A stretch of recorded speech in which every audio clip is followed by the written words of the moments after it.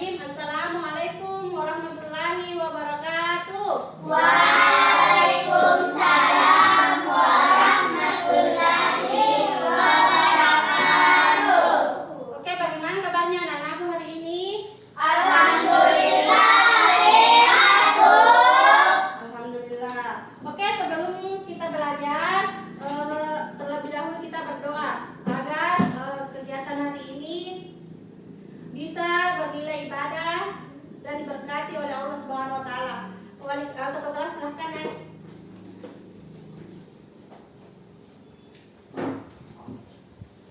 Doa sebelum belajar.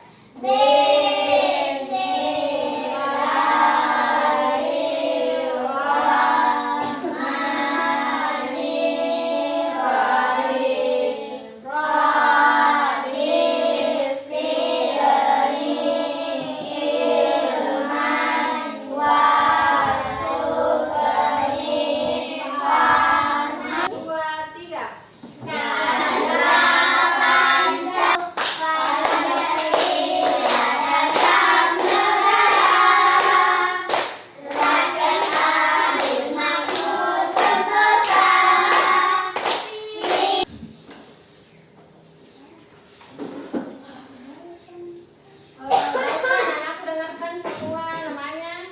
Atau siapa yang tidak hadir hari ini?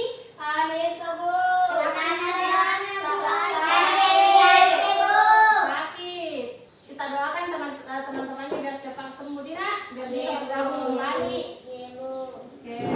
Adapun tujuan pembelajaran yang akan kita capai pada hari ini yaitu memahami pentingnya pengelolaan sampah untuk menjaga lingkungan, menerapkan langkah-langkah pengelolaan sampah yang cerdas dan efektif, menumbuhkan kesadaran dan tanggung jawab terhadap lingkungan melalui pengurangan penggunaan kembali dan daur ulang sampah, mengembangkan sikap hidup berkelanjutan dan bertanggung jawab terhadap alam sekitar. Nah, hari ini kita akan belajar tentang P5. Sebelum kita masuk di pelajaran, Ibu mau tanya dulu. Ada yang tahu sampah organik itu apa? Sampah yang berasal dari sisa makhluk hidup yaitu seperti hewan, Ya. manusia, tumbuhan. Ya, ada yang mau berikan contohnya? Ariel, silakan. Daun kering, ranting pohon. Oh iya, betul sekali. Beri tepuk tangan untuk temannya. Oke. Pertanyaan kedua, Ibu mau tanya. Ada yang tahu contoh sampah anorganik? Atau penjelasannya sampah anorganik itu apa? Ada yang tahu? Angkat tangannya. Tidak ada? Atau ada yang tahu contohnya? Saya, Bu. Contohnya, silakan. Baterai, Iya, kaca, iya. plastik. Oke, jadi sampah anorganik itu sampah yang berasal dari bahan-bahan non hayati yang tidak bisa terurai. Sudah disebutkan saat tadi contohnya bekas. Kedua, mengolah sampah organik menjadi nyanyi tepuk P5. Oke, 1, 2, 3. Tepuk P5. Proyek perumahan, proyek badan penelitian. Pengertian hidup berkelanjutan. Hidup berkelanjutan adalah pola hidup yang menjaga keseimbangan antara kebutuhan manusia dan kelestarian lingkungan.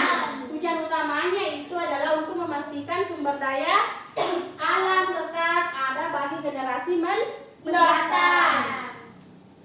Adapun pengelolaan sampah yang akan kita pelajari hari ini yaitu jenis-jenis sampah. Nah, sudah disebutkan tadi sampah organik dan sampah anorganik. Yaitu sampah organik yaitu sisa-sisa makanan dan dedaunan. Sedangkan sampah anorganik itu seperti plastik, logam, kaca. Dan adapun dampaknya negatifnya dari sampah yaitu pencemaran lingkungan, penyebab banjir, rusaknya ekosistem dan hilangnya habitat makhluk hidup. Resiko kesehatan masyarakat. Konsep pengelolaan sampah.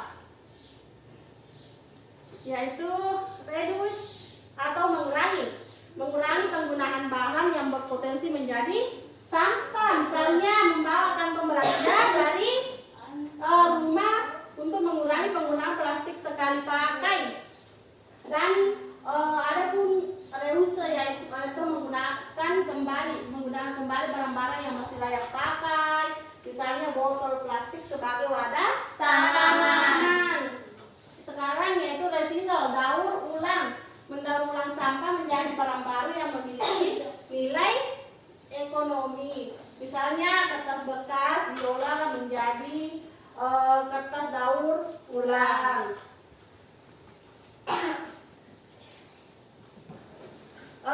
Anak-anakku ada di sini cerdas dalam mengelola sampah, yaitu kita diharapkan cerdas-cerdas memilih sampah, seperti kita memisahkan sampah organik dan sampah anorganik sejak dari rumah. Terus pengomposan sampah organik, mengolah sampah dapur dan dedaunan menjadi kompos untuk pupuk tanaman. Nah, itu daun-daunnya bisa dijadikan kompos tanaman. Adapun penggunaan bank sampah yaitu menyetor sampah yang bisa didaur ulang ke bank sampah dan mendapatkan manfaat ekonomi. Pemberdayaan masyarakatnya juga mengajak keluarga, teman, dan komunitas untuk bersama-sama mengelola sampah dengan baik.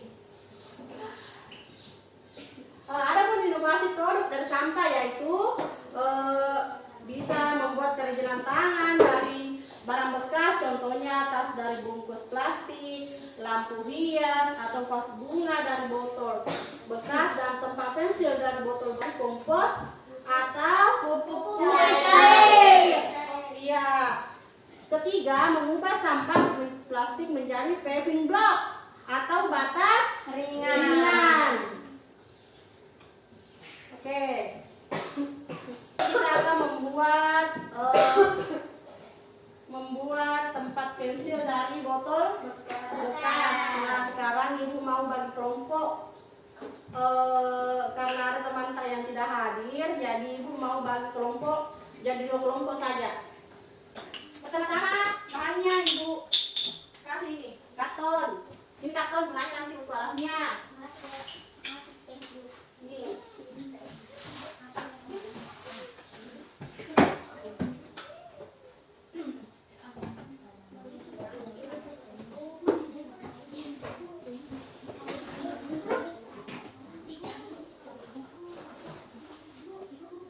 Oke, ini.